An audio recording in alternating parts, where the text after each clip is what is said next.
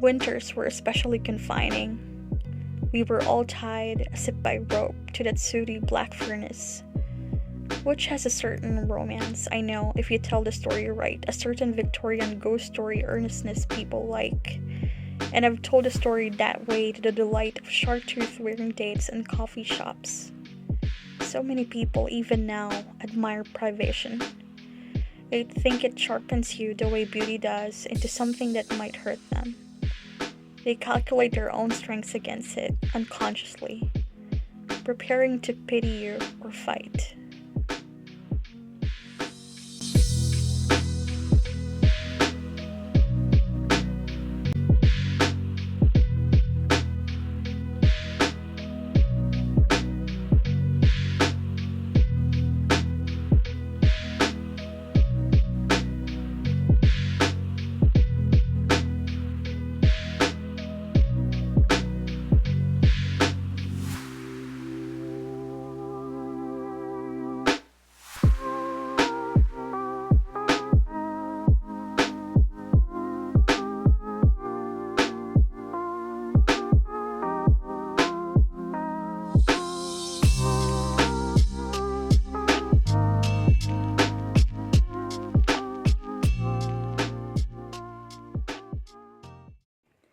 I finished History of Wolves yesterday, and I told myself I'm gonna have to wait to process my thoughts about this book. And now 24 hours later, I'm thinking, am I emotionally, mentally, spiritually, linguistically prepared to talk about this book? Am I just being dramatic again, or is this perhaps the most disturbing, the most unsettling book that I have read in recent memory? Last year, I have read Our Kind of Cruelty by Araminta Hall and My Dark Vanessa by Kate Elizabeth Russell. And you know what? Interestingly, prominent elements in these two books, I have found them here. The thing is, one of my factors in rating a book 5 stars is if I would highly recommend them to people, even if I think they would only cater to a niche audience. This I don't know if I would recommend to anyone at all, because it's so disturbing, so scary, and just definitely, if you're going to ever read this book, search up all the trigger warnings, please.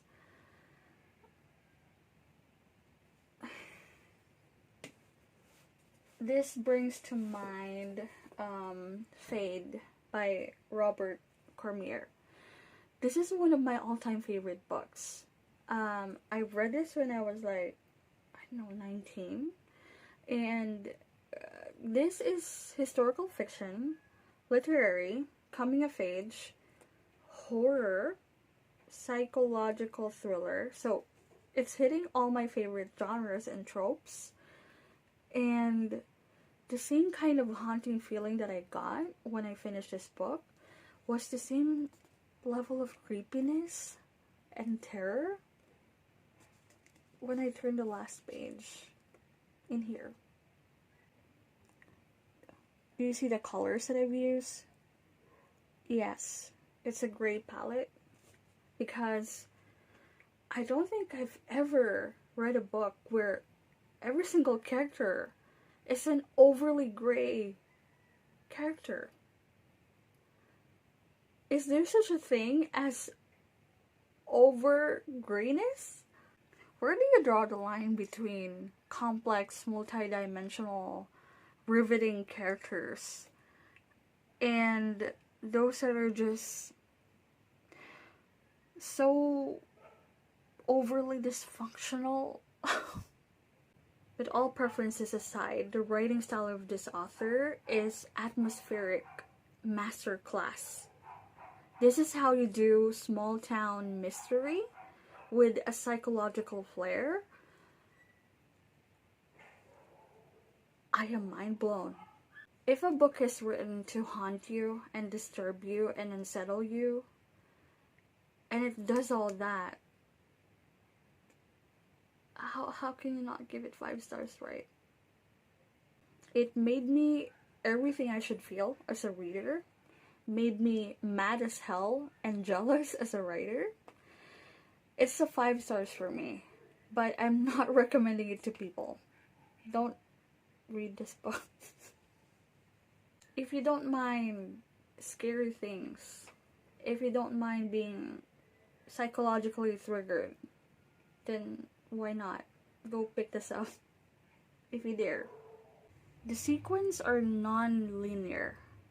This feels like an indie film, which has a very confusing screenplay because the presentation of events is so jarring, but it adds to the level of the terror, the fear, because you don't know what's about to happen, although you know what's gonna happen. There are just really some books that defies star ratings, you know. So I guess this is one of those books that a lot of people would not accept to be a 5 star, but it accomplished all its intentions for me, and the writing is impeccable. So 5 stars. You know what, on second thought, let me change it to 4.75 stars. Yes, that's officially the quickest star rating switch that I've ever done in my life. This is only 5 stars for a few minutes. It's now 4.75 stars. That's final. Yeah, read this if you're intrigued, but be careful. Be very, very careful that you are in a good place to read something this dark. Be careful. Be careful. And I'm moving on to The Night Tiger by Yang Si-chu. I don't know if this is happier. I hope it's a little bit happier and lighter than History of Wolves. Anyway, this is really what I'm so excited about. This came in the mail today. This has been recommended to me by Dear Reader. I'm using this kind of tab for the very first time. So that's what I'm gonna be using in this book. Thank you so much, Dear Reader, for recommending the link to me. I'm gonna put her link down below. Go follow her. I'll start this now and I'll talk to you later.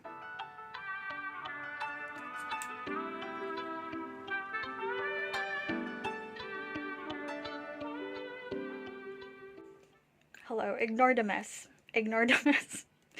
I'm on page 138 of Night Tiger, and have I really accidentally picked very dark books for this TBR? Is it just really a weird coincidence? Don't go thinking this is YA. It might give you that impression at first, but boy, was it dark. There's a forbidden love here whose chemistry is chemistrying like crazy. Am I supposed to feel guilty? Also, the tabs that I'm using in this book are surprisingly very easy to use. Like, I'm so glad that it was recommended to me. Thank you. This is so useful. I might be using this for a long term. Anyway, I have my snack ordered. I'm ready to read for the rest of the day and just spoil myself because, you know, little joys. I'll talk to you later.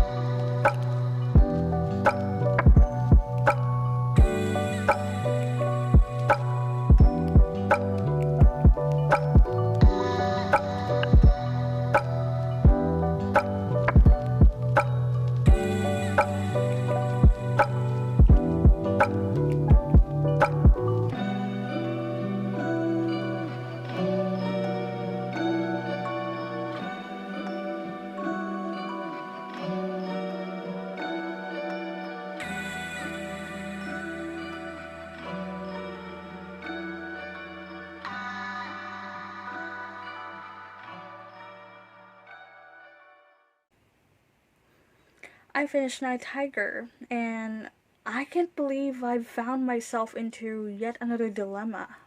What's happening? In the context of a mystery book, consider this question, okay? Consider this. I'm just curious. Would you prefer an ending that's unpredictable, that totally caught you by surprise, but it's not the ending that you wanted?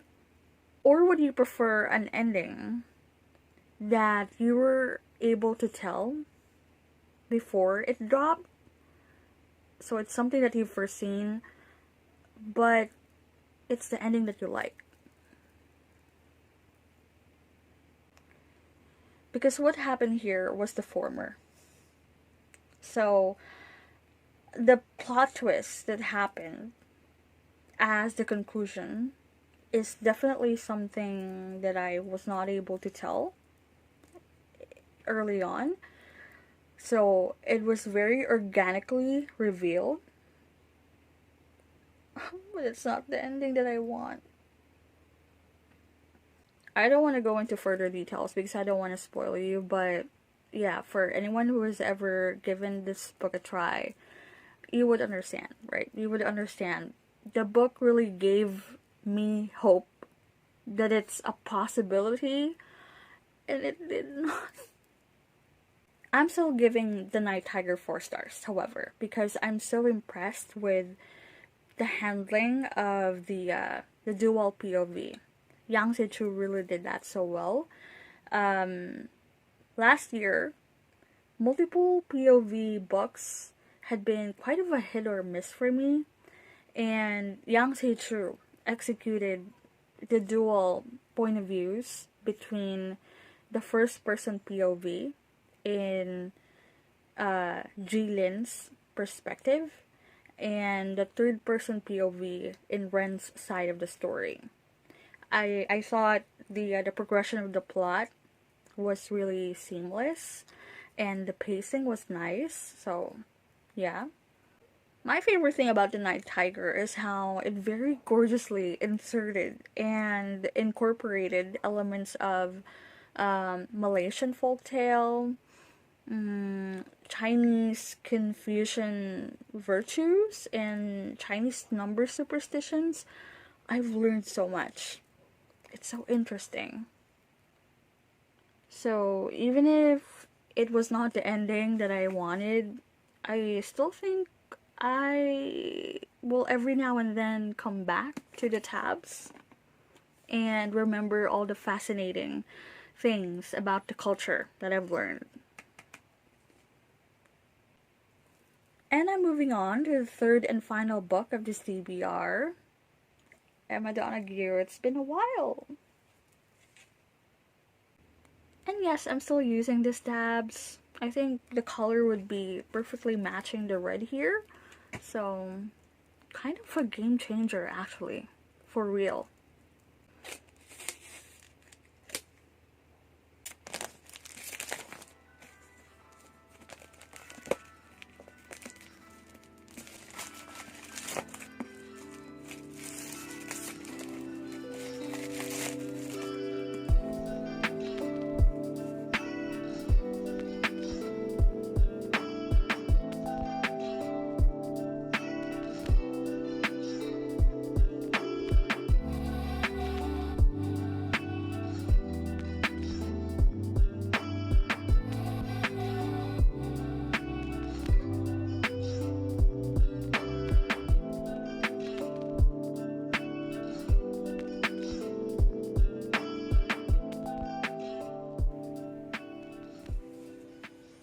It's 4 a.m.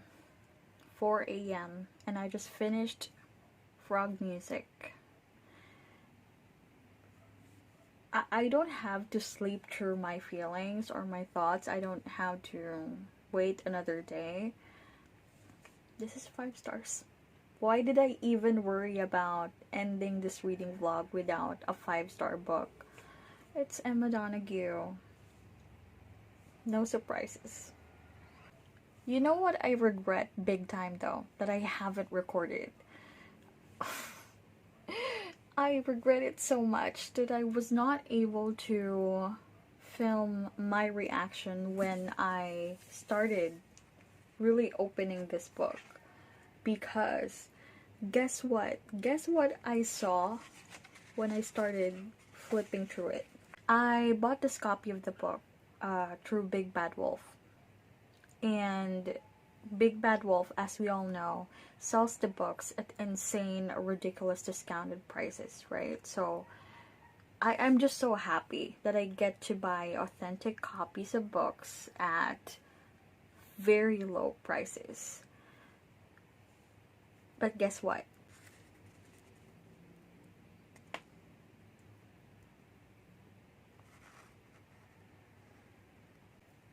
This book is one of a limited number of signed first editions.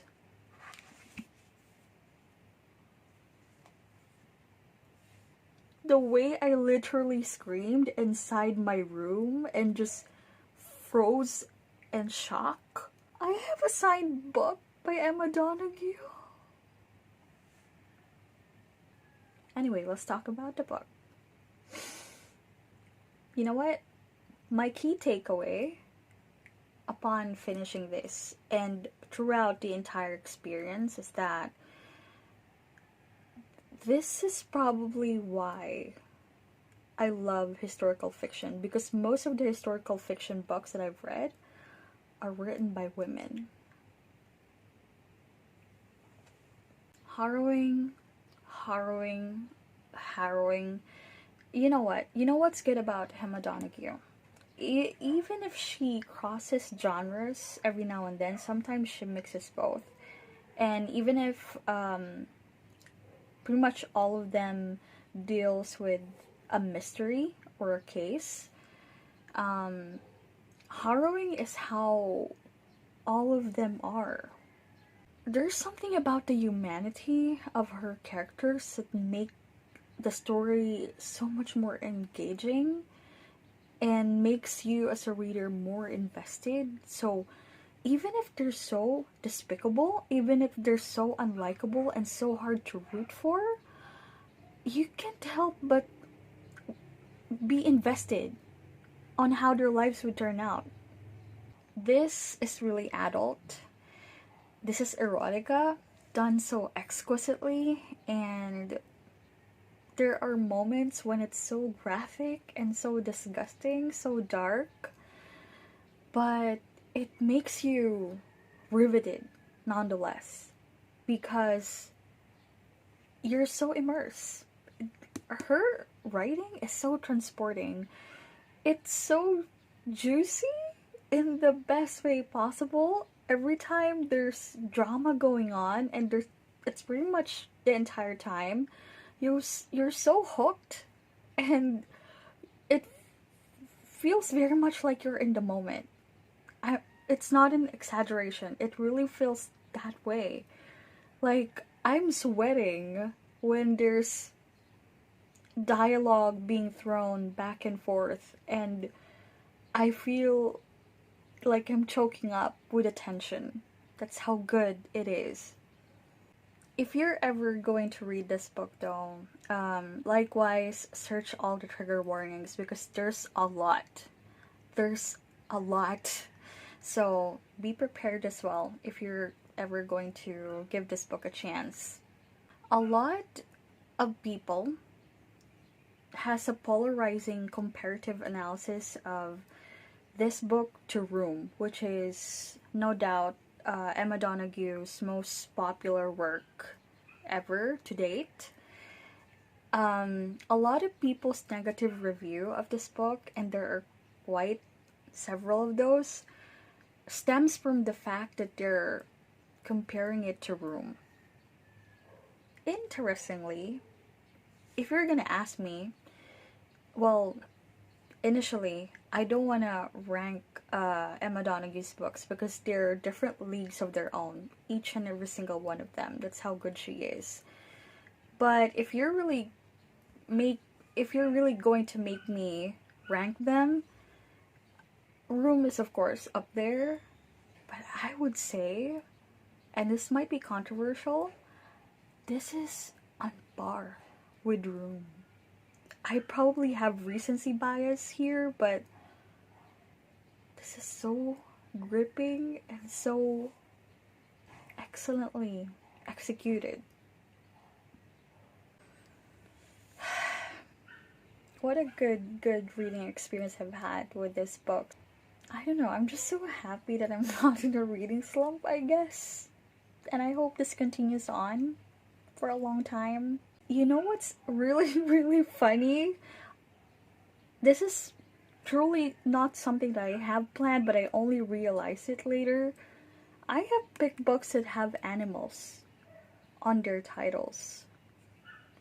We have Night Tiger, Frog Music, and History of Wolves.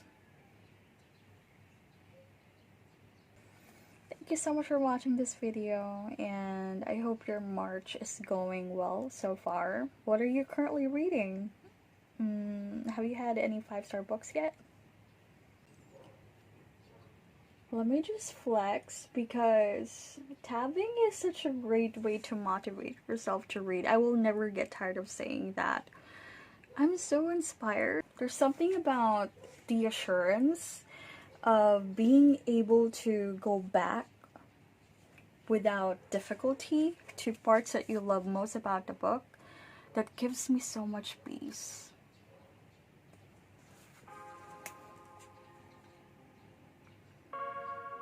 See you and be well. Happy reading.